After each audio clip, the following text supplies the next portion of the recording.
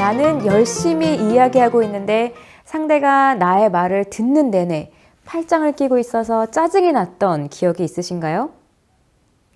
거기에 상대의 표정까지 굳어 있다면 점점 더 말하기 싫어지겠죠. 상대가 나의 이야기를 잘 듣고 있어요 라고 말해도 뭔가 탐탁지 않을 겁니다. 그 이유는 간단한데요. 우리가 불편하거나 반가워하지 않는 상황에서 사용하는 몸짓을 상대방이 내 말을 들으면서 하고 있기 때문이에요. 어렸을 때 엄마 손을 잡고 가다가 위협적인 상황을 느끼면 엄마 뒤로 숨곤 했죠. 남자친구가 여자친구와 함께 길을 걸어가다 누군가 시비를 걸며 다가오면 남자는 여자를 자기 몸 뒤로 보내고 본인이 앞에 서고요. 여러 사람들 앞에서 발표를 할 때 긴장이 되는 경우 연단, 탁자 뒤에 서면 심리적 안정을 얻습니다. 낯선 곳에 초대를 받아 어색하게 앉아있을 때 옆에 보이는 쿠션을 들어 배 위에 올려놓고 팔로 감싸 안으며 마음이 편안해집니다.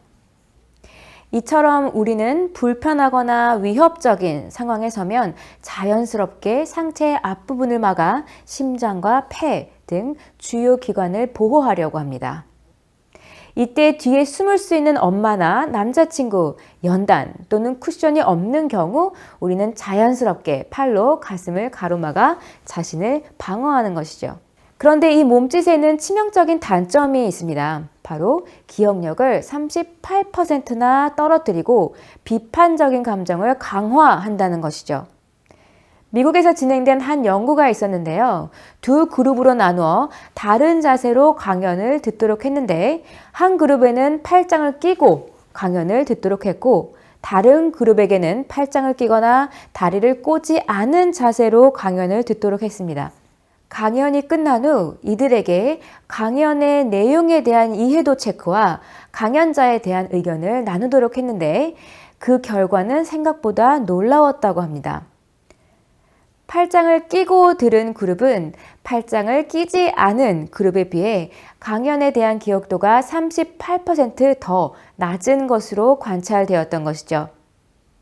강연자에 대해서도 팔짱을 낀 그룹이 그렇지 않은 그룹에 비해 더 비판적인 태도를 보였습니다.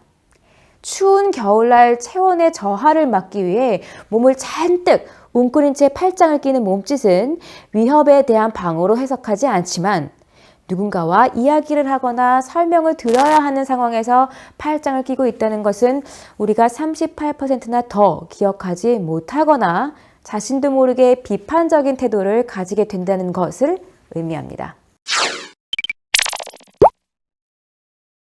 모르거나 별로 친하지 않은 사람들로 가득 찬 네트워크 모임과 같은 낯선 자리에서 팔을 어찌해야 할지 몰라 팔짱을 끼는 경우 많이 보시고 경험도 하셨을 겁니다.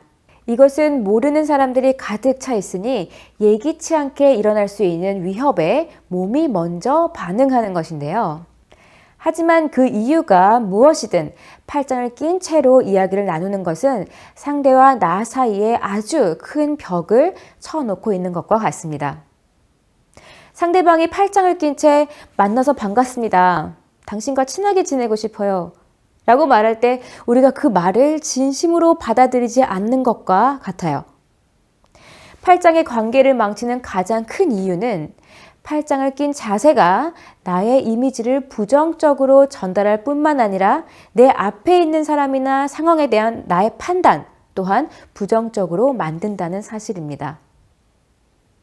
그 이유는 우리가 행복할 때 웃지만 반대로 웃는 행동을 통해 행복의 감정을 느끼는 것과 같은 이치인 것이죠. 몸짓과 감정은 서로 연결되어 있고 감정은 몸짓으로 드러나지만 몸짓이 감정을 만들기도 합니다. 여러분이 심리적 안정을 얻기 위해 팔짱을 끼면 점점 더 방어적인 감정이 생기고 그 감정으로 인해 팔짱을 풀기에 더 힘들어집니다.